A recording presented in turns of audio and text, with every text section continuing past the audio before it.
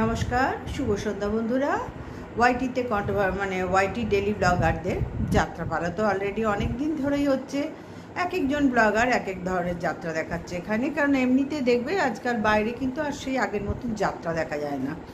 সব কিছুই সমাজের পরিস্থিতির উপর নির্ভর করে, এবং সামাজিক যা পরিস্থিতি সেখানে যাত্রাপালা যারা করতে যান তাদেরও মানে পদে পদে বিপদ।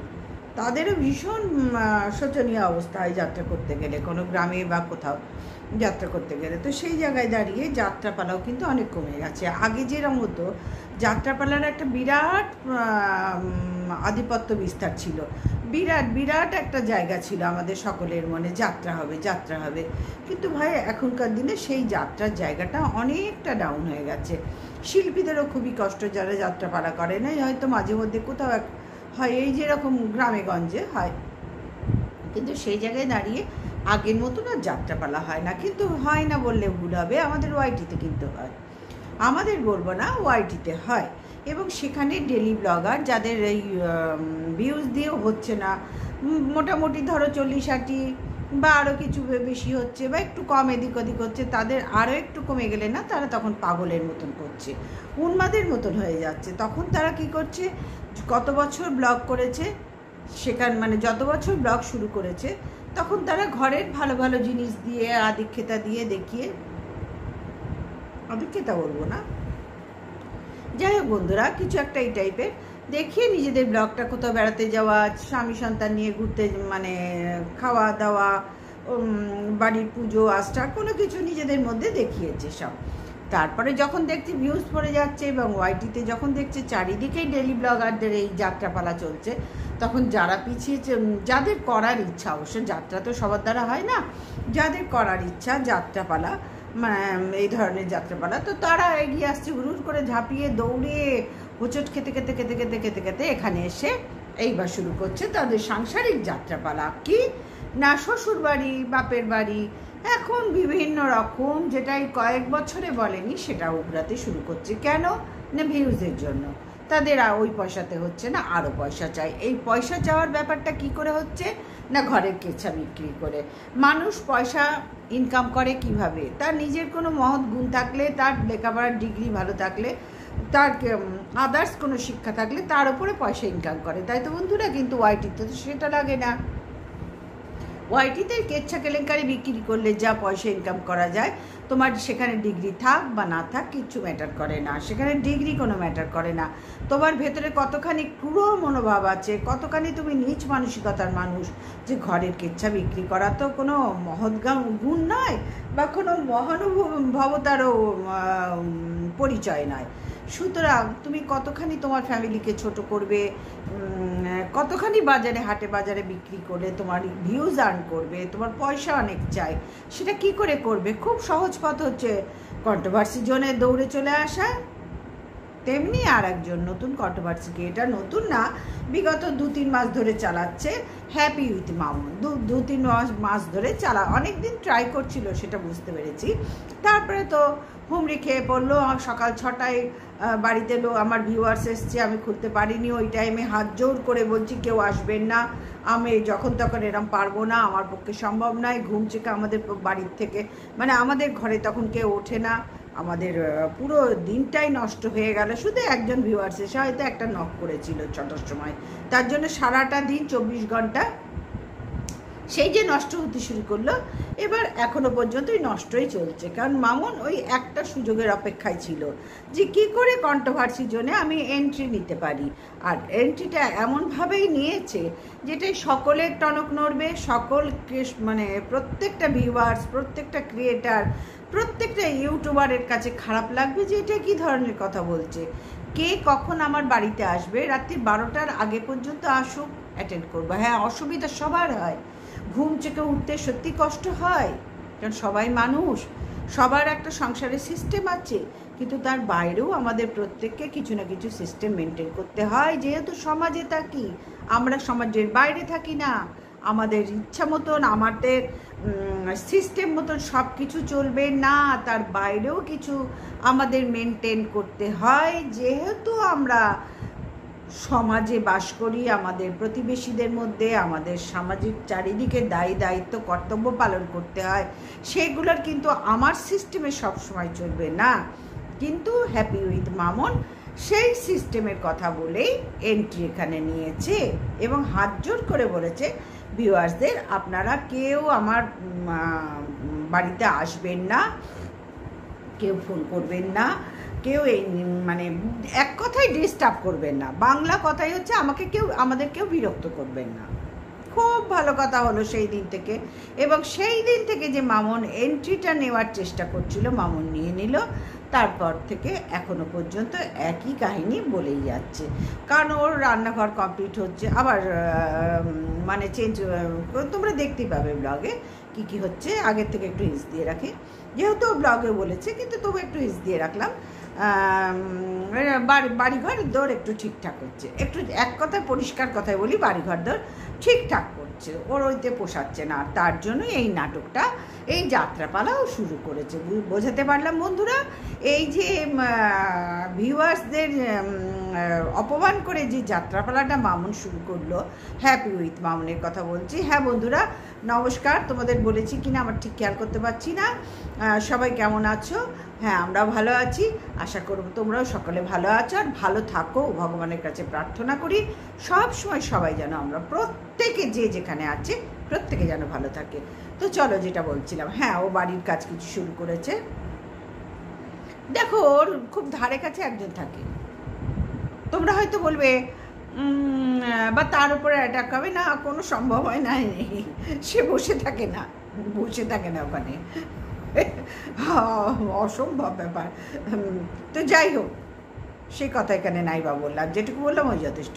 তো যাই হোক বন্ধুরা, ওর বাড়িঘরের কাজ শুরু হয়েছে এবং দেখতেই পাবে এরপরে যথারীতি। তো সেই জন্যই ওর এই যাত্রাপালা, বোঝাতে পারলাম। এবার আজকের যাত্রাপালা ছিল শাশুড়ি কেন এই অট্টালিকায় থাকতে পারছে না।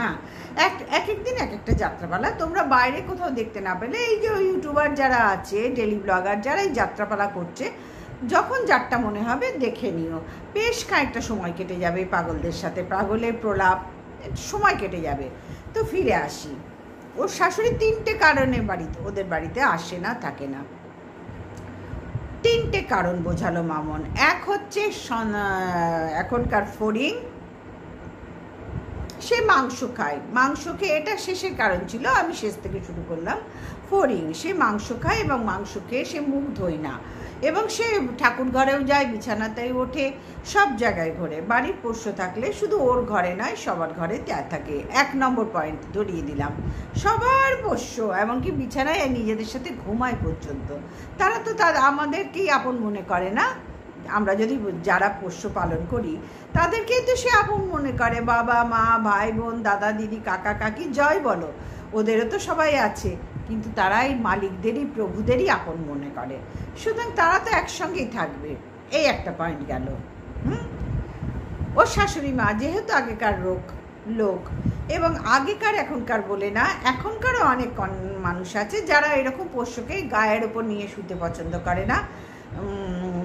আমাদের বাড়িতেই ধরো গায়ের ওপর পোষ্য থাকবে হয় না, কিন্তু আমাদেরও একটা পুষিনি আমাদের কোনো দিন, কিন্তু একটা বেড়াল ছিল, 2টো টুনি ননি। হ্যাঁ না একটা লাল ছিল, যেন ব্রাউন কালার হয়, একটা সাদা ধবধবে, 2 ভাই বোন ওরা ছিল, সেটুকু বুঝতে পেরেছিলাম।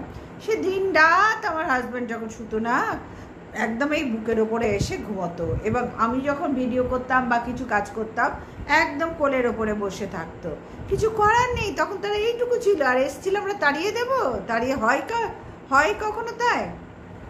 আমরা আমাদের সাধ্য মতন দেখাশোনা করেছি যতটুকু পেরেছি, কারণ আমার পক্ষে পোষ্য পালন করা সম্ভব নয়। তো যাই হোক, আমার কথা কেন বলতে বসিনি, যেটুকু বললাম আমার হতো এগুলো, কিন্তু তাই বলে খুব একটা যে পছন্দ করি তা কিন্তু নয়, তাই বলে তাদের অসম্মানও করি তাও মানে ভালোবাসি না তাও কিন্তু নয়।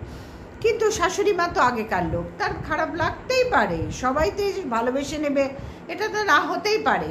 সুতরাং এই নিয়ে তো শাশুড়ি মা ভালোবাসতো না বলে মামুন সেই জায়গাটায় একেবারে বিরাট কিছু বোঝাতে চাইলো না। বন্ধুরা এখানে কিছুই নয়, শাশুড়ি মার ভালো লাগতো না, সে আগেকার হোক এখনকার হোক, তারা পছন্দ করতো না। কিন্তু মামুন কি বললো, ফড়িং যদি ঘাড়ে ঝাঁপিয়ে পড়ে ওর অত বড় চেহারা নিয়ে, শাশুড়ি মা পটলডাঙ্গার টিকিট কাটবে, মানে মারা যাবে।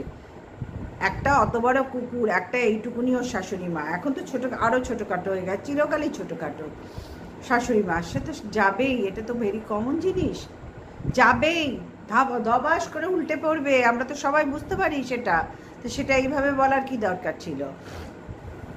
1 নম্বর গেল। 2 নম্বর হচ্ছে ওদের বাড়িতে একটা সুজাতা বলে কাজের লোক আছে, সে হচ্ছে ওদের আমাদের হিন্দু ধর্মের মধ্যে পড়ে না, সে মুসলমান হোক যাই হোক। সেখানে শাশুড়িমার অবজেকশন যে তোদের ধর্মে মানে তোরা যে বাড়িতে কাজের লোক রেখেছিস সে মাছ মাংস ডিম রসুন পেঁয়াজ যা যা হয় আমি সব খাই, সেই জন্য তোদের বাড়ি আমার যেতে ভালো লাগে না। 2 নম্বর পয়েন্ট গেল। 3 নম্বর পয়েন্ট হচ্ছে, আমি শেষ থেকে শুরু করেছি। 3 নম্বর পয়েন্ট হচ্ছে যে যা গুলিয়ে ফেললাম। 3 নম্বর পয়েন্টটা কি বললো? দেখাশোনার পয়েন্ট, না যাই হোক। 3 নম্বর পয়েন্ট হচ্ছে ও শাশুড়ি মা কেন বউদের কাছে থাকে না, বড় ননদের কাছে থাকে, এটা হচ্ছে 3 নম্বর পয়েন্ট। আচ্ছা, একটা শ্বশুরবাড়িতে মানে ইন্দ্রদের বাড়ি যেখানে, তার ধারে কাছেই তার বড়দি থাকে, সেখানেই বিয়ে হয়েছে এবং সেখানেই থাকে এবং দিন রাত সে শ্বশুর বাপের বাড়িতে যাওয়া আসা করে। তার বড় যা এতকাল শাশুড়ি মাকে দেখতো, আমরা দেখেছি। মামন কোনো কালেই দেখেনি, মামুন কোনো কালেই দেখেনি। তোমরা মামনের যে চ্যাটাং কথাগুলো শুনছো, মামন এই টাইপেরই এবং ইন্দ্রও এই টাইপেরই। শুধু এখানে তফাৎ হচ্ছে তার যা দেখতো তার শাশুড়ি মাকে, কিন্তু যা হয় আগেকার এখনকার বলে না। তার ননদ তার বহু আগেকার নয়, মামন কচি সাজলে তো হবে না, তার ননদ কত বড় তার থেকে, তার শাশুড়ি মা অবশ্যই বড়, তার বড় ননদ তো বিরাট বড় নয়, তাই না? মামুন যদি কচি সাজার চেষ্টা করে তাহলে বিরাট বড় ভুল হবে, কারণ মেয়ে তো মনে হয় 2nd ইয়ারে পড়ছে কুকুর, সুতরাং সেখানে একদমই ভুল ধারণা। কচি খুকি কেউ নয়, তার যা যখন সে তার থেকে একটু নিশ্চয়ই বড়, তখনকার এখনকার বলে কথা নয়। কথা হচ্ছে তারা নিজেদের নিয়ে ব্যস্ত বন্ধুরা। মামুন তারকে নিজেকে নিয়ে, মামুন ইন্দ্র এরা নিজেদের নিয়ে ব্যস্ত। তার যাও তেমনি দেখছে যে আমার ছোট যা কিছুর মধ্যে নেই, সে বাড়ি করে আলাদা হয়ে গেছে, ও যদি ও নিজের মেয়েকে নিজের ফ্যামিলিকে নিয়ে ব্যস্ত থাকে, তা আমাকেও তো সেটা থাকতে হবে না? আমার মেয়ে দুটোকে কি বানের জলে ভাসিয়ে দেবো? আমার মেয়েদের দেখাশোনা সব কিছু তো আমাকেই করতে হবে, তাই তো?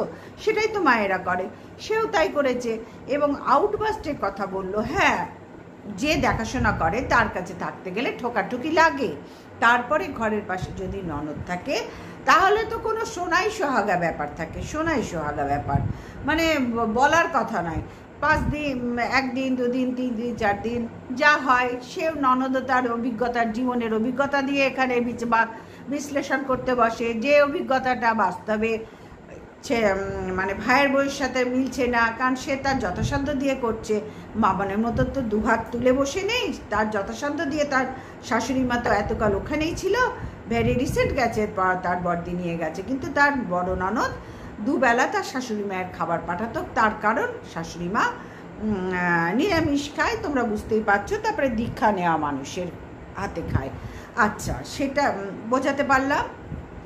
যার জন্যই 2 বেলা বড় জায়ের হাতে খেত না, বড় ছেলের বউয়ের হাতে খেত না, ননদই নিয়ে আসতো, যেহেতু বড় ননদেরও ছেলে মেয়ে নেই। বড় ননদ বা ছোট ননদ কাউরির একটা নিঃসন্তান, ওরা কেউ না কেউ একটা নিঃসন্তান, এটুকুই ভালো মতন জানি। এখন কে এই মুহূর্তে মনে পড়ছে না। তো যাই হোক, বড় ননদের কাছে বাড়ি, অসুবিধা নেই, অনেক দূরে হলে বাবা যেত, কাছেই তো একদম এই বাড়ি আর 2-3টে বাড়ি পরেই বাড়ি, অসুবিধার কোথাও কিচ্ছু নেই। 5 মিনিট মানে বুঝতেই পারছো, একটু ধরো কি করে তোমাদের বোঝাও, সে তোমরা প্রত্যেকেই বুঝতে পারছো, 5-7 মিনিট দূরত্ব, খুবই কাছে, তাহলে অসুবিধার কিছু নেই। এবং যখন বড় ননদ দীক্ষা নেওয়া, মায়ের রান্নাবান্নার মানে নিরামিষ ভোজি তারা খায়, তাদের বাড়িতে ওইটাই সিস্টেম, তখন শাশুড়ি মাকে এই বৃদ্ধ বয়সে আর কষ্ট না দিয়ে তার যেটুকু খেতে পায় সেই শান্তি করে মেয়ের কাছে নিয়ে গেছে। অসুবিধা কোথায় এখানে? আমি তো কোনো অসুবিধা দেখছি না, কিন্তু অসুবিধার দেখেছি যেখানটায় সেটা বলি। হ্যাঁ, কোনো ননদ যতই ভালো হই, ভাই ননদদের ধর্মই হচ্ছে ছেলের বা ভাইয়ের বউয়ের খুদ্দারা, আর ভাইয়ের বউয়ের ধরা মানেই বুঝতে পারছো তাদের সংসারে ভাঙন ধরানো। 5 দিন শুনতে শুনতে সেই মানুষটাও একদিন রেগে যাবে, সেই মানুষটাও রেগে যাবে যে তুমি তোমার সংসার সামলাও, আমি আমার সংসার সামলাচ্ছি, রেগে যাবে। মামুন তো সেই দিক থেকে একদম হাত তুলে প্রথম থেকে যে বললো আমি স্পষ্ট বলতে ভালোবাসি, আমি যেটা পারবো না।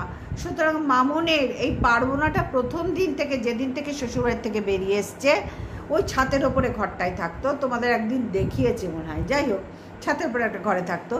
যেদিন ইন্দ্র নিজের বাড়ির, কারণ ওরও তো কনস্ট্রাকশনের ব্যবসা ছিল, এখন গভর্নমেন্টের আন্ডারে কাজ করে, এই কনস্ট্রাকশনের কাজ করে কিন্তু কাউরির আন্ডারে। তো যাই হোক নিজের ব্যবসায় আর এখন নেই। তো যাই হোক এখন মানে যখন ছিল তখন তার এই বাড়িটা বানাতে অসুবিধা হয়নি। আর তখনকার সময়ে 5-7 বছর 8 বছর হয়েছে, তখন একটু সব জিনিসপত্রেরও দাম কম ছিল। আমাদেরও তো কনস্ট্রাকশনের ব্যবসা, আমরা জানি, সবটা বুঝি। তো অনেকটা বাজার দর সস্তা ছিল, অনেকটা দিন দিন বাড়ছে, আকাশ ছোঁয়া ব্যাপার চলছে এখন। তো যাই হোক তখন বানিয়ে নিয়েছে বাড়িটা, দেখতে পাচ্ছ। সুতরাং এক কথায় মামুন সেখান থেকে হাত তুলে, মামুন চিরকালই এরকম, মামুন ইন্দ্র দুজনেই চিরকালই মানে একই জিনিস, কেউই সুবিধার নয়। ওরা নিজেদেরকে নিয়ে ব্যস্ত থাকতে বেশি ভালোবাসে।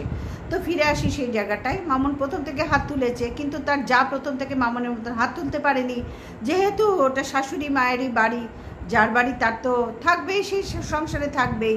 আমরা বুড়ো হলে কোথায় যাব, সংসার ছেড়ে বৃদ্ধাশ্রমে যাব? কিন্তু মামুনদের এই ধরনেরই ঘটনা, পারলো না, শুধু বড় ননদ দোকানে কাছে ছিল বলে নিয়ে গেল।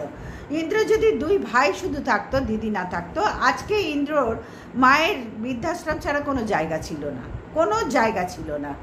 কারণ ইন্দ্র ভালো মতন জানে আমার ঘরের মানুষটি জীবনে পছন্দই করবে না, সে একেবারে স্ট্রেট ফরওয়ার্ড এবং সে ভীষণ স্বার্থপর, যে তার নিজের মাকেই দেখেনি কোনোদিন। ক্যান্সার পেশেন্ট তার মা, কোনোদিন দেখেনি। ওই আসে একটু কিছু তরকারি দেয়, নাড়ু দেয়, পায়েস দেয়, আর নিজের বাড়ির পুজোয় আগে থেকে মাকে ফিট করে রাখে কাজ করাবার জন্য। এবং বিশ্বকর্মা পুজো যখন হয় ব্যবসার ওখানে, তখন মাকে আগে থেকে ফিট করে, মা তুমি এসছো, মা গিয়ে সব শুরু করে গুছিয়ে দেয়। ইনি তখন হেলে দুলে সেজে গুজে গিয়ে বসে। আমার ব্যবসা বলে বোঝাতে পারলাম বন্ধুরা? সবটা বোঝো ভালো করে। কতখানি সেলফিশ মেয়ে মামুন, কতখানি সেলফিশ পরিবারেরা। সুতরাং এই বাড়িতে অট্টালিকায় শাশুড়ি কেন থাকে না? তাহলে বুঝতেই পারছো শাশুড়ি কার কাছে এসে থাকবে। শাশুড়িকে কোনো দিন আহ্বানেরই জানানো হয়নি। ও আর দীক্ষা নেওয়া একটা পয়েন্ট ছিল, দীক্ষা নেয়নি। দীক্ষা সবাই নেয় না, সবাইকে যে দীক্ষা নিতে হবে এমন কোনো কথা নেই।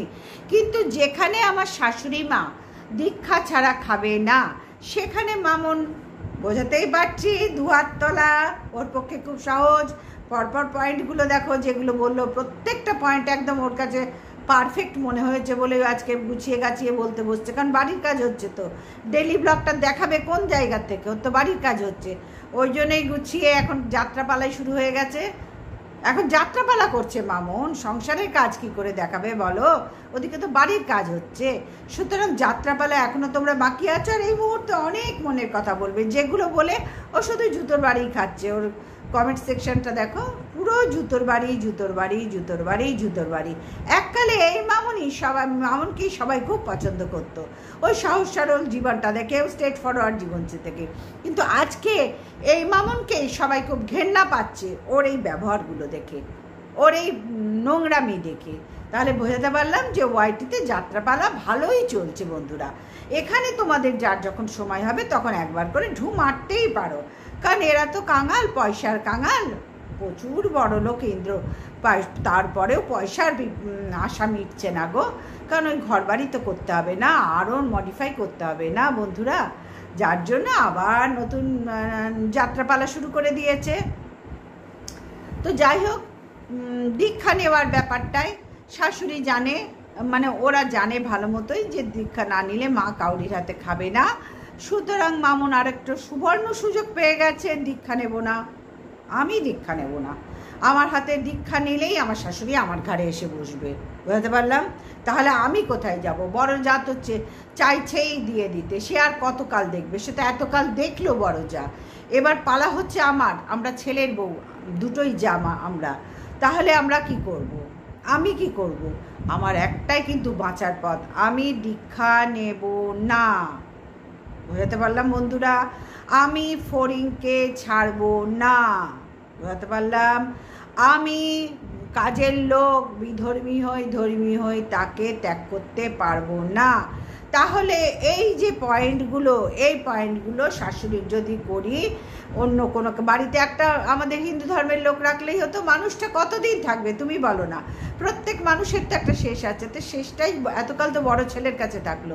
এবার উচিত ছিল না ইন্দ্রর সব এভরিথিং না করে মাকে নিজের কাছে এনে রাখা? উচিত ছিল তো। আমার তো মনে হয় সন্তানদের সেই জন্যই বাবা মা পালন করে, সেই জন্যই ছোটোর থেকে পালন করে, তারা তাদের দায়িত্ব কর্তব্য পালন করে, কিন্তু সন্তানরা কখনোই সেটা মনে করে না। বিশেষ করে মামনের মতন ঘরে বউ থাকলে, যা ইন্দ্রর মতন ঘরে ছেলে থাকলে, এরা কখনোই প্রয়োজন মনে করে না, এরা নিজেদের স্বার্থ নিয়েই ব্যস্ত। কেন 3টে পয়েন্ট যে দেখালো মামন, 3টের একটাও কি গ্রহণ করতে পারা যেত না? পারা যেত না বন্ধুরা? দীক্ষা নিলে কি অসুবিধা হতো? এটা যার যার মনের ব্যাপার, তোমরা বলবে, কিন্তু নিতে তো পারতো। ঠিক আছে, বিধর্ম মানে একটা বাড়িতে তো ধর্মের কাজের লোকটা ঠিক রাখতে পারতো, যেটা শাশুড়ি মা এসে একটু পছন্দ করতো। কেন পৃথিবীতে আর কোনো কাজের লোক নেই যে ওকেই রাখতে হবে, ওর ওপরেই জোর দিয়ে ওকেই রাখতে হবে? এইগুলো সম্পূর্ণ নাটক, একটা মানুষকে না রাখার সম্পূর্ণ অজুহাত এগুলো মামনের। একটা মানে তার শাশুড়ি মাই তার সন্তানের কাছে এসে থাকতে পেল না। এই অট্টালিকার কি মূল্য তোমরা বলো? যে অট্টালিকায় তার মায়ের স্থান নেই, বাবা তো কবেই চলে গেছে ছোটবেলায়, তার মায়ের স্থান নেই, সেই অট্টালিকার মূল্য কি বন্ধুরা? কি শুধু আমি, আমার স্বামী আর আমার সন্তান থাকবো, এখানে আমার বাবা মার কোনো স্থান নেই? বাবা মার পায়ের ধুলো আশীর্বাদ দরকার নেই? আমাদের দরকার নেই? কিন্তু মামনকে দেখে শিক্ষা নাও। এই জাস্ট স্বার্থপর পরিবার, এই পরিবারে পুপু কি দেখে শিক্ষা পাচ্ছে? পুপু যে ঘরে যাবে সেই ঘর কি করে আলোকিত করবে? আলোকিত করবে না অন্ধকার জীবন নেমে আসবে? তোমরা ভাবো তো। আর একটা এরকম নোংরা স্বার্থপর মামন তৈরি হবে সেখানটায়, সেখানেও তারা বাবা মা দূরে থাকবে, স্বামী সন্তান নিয়ে থাকবে। বোঝাতে পারলাম এখনকার দিনে ধ্বংসের মূল কারণ কোথার থেকে? যে যার নিজেকে নিয়ে ব্যস্ত। কেন ইন্দ্রর এত বড় অট্টালিকার সত্যি কি কোনো মূল্য আছে আজ? কিন্তু এই অট্টালিকা আবার সারানো হচ্ছে, আবার মডিফাই করা হচ্ছে, তোমরা ভেরি রিসেন্ট দেখতে পাবে। কেন? যে অট্টালিকায় তিনটে পয়েন্ট আছে, একটা পয়েন্টও মামন গ্রহণ করেনি এবং ইন্দ্রও প্রয়োজন মনে করেনি। ইন্দ্র যদি প্রয়োজন মনে করতো না, তাহলেও কিন্তু ওর মা শেষ বয়সটা ছোট ছেলের কাছে কাটাতে পারত। অর্থের অভাব তো নেই, অর্থের অভাব তো দেখতে পাচ্ছি না, তাহলে কিসের? মানসিকতার অভাব, স্বেচ্ছাচারিতার অভাব। স্বেচ্ছাচারিতা করে যে আমি স্বেচ্ছায় যে রিল্যাক্স মুডে দিন রাত কাটাই, বসি, মুভি দেখি, বিছানার উপর ভাত খায়, শাশুড়ি মা আসলে তো সেগুলো হবে না। না, বাইরের একটা কাজের লোককে তো রাখাই যায়, একটা অন্য কাজের লোক রাখাই যায়, এটা আমরা সবাই করি, কোনো অসুবিধা নেই। কেউ যদি বাড়িতে আসে, সে যেটা পছন্দ করে আমরা সেই দিকে গুরুত্ব দিই, তখন নিজেদের কি করে চলে আমরা সেটা ভাবি না। এটা হচ্ছে আত্মীয়তা মানে আপ্যায়ন করার মূল মন্ত্র। হয়তো এতটা পারলাম না, কিন্তু যেটুকু পারলাম তার মনের মতো করার চেষ্টা করি, এইটা হচ্ছে শিক্ষা। কিন্তু না, না মামন জানে না ইন্দ্র জানে, তার বড়দার বড় ছেলের বউ কত দেখবে, বাধ্য হয়ে সে যখন আউটবাস্ট তো করবেই, তার নিজের সংসারের সব সামলাতে তারপরে তারও তো একটা বিবেকে ধাক্কা লাগছে যে আমি সব করে যাচ্ছি, অথচ মামন ওখানে হাত পা তুলে ঘুরে বেড়াচ্ছে, বড় বড় জ্ঞান মারছে, অত বড় বাড়ি।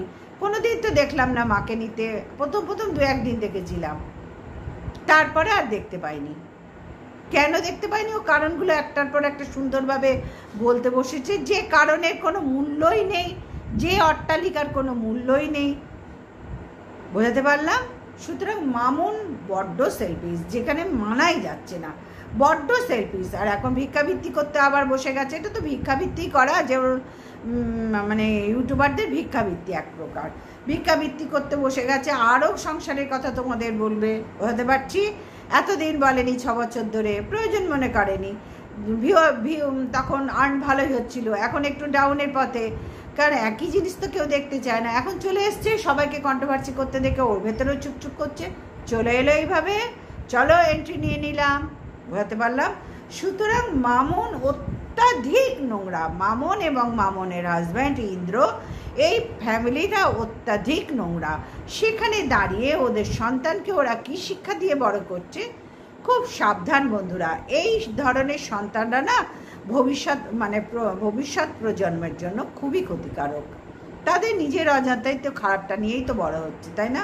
তার বাবা মাকে যখন দেখছে এত সেলফিশ, তারা সেখান থেকে আন্তরিকতা শিখবে কোথার থেকে বলো তো? কিসের থেকে শিখবে? তাদের তো কোনো দোষ নেই, দোষটা তো বাবা মার। সুতরাং বন্ধুরা, আমাদের ভবিষ্যৎ প্রজন্ম কিন্তু খুব অন্ধকারের দিকেই এগোচ্ছে। কোনো ভালো দিক আমি দেখতে পাচ্ছি না, কোনো ভালো দিক না। তো চলো বন্ধুরা, আজকে এই পর্যন্তই রাখলাম। সবাই ভালো থেকো, সুস্থ থেকো, গুড নাইট, টাটা।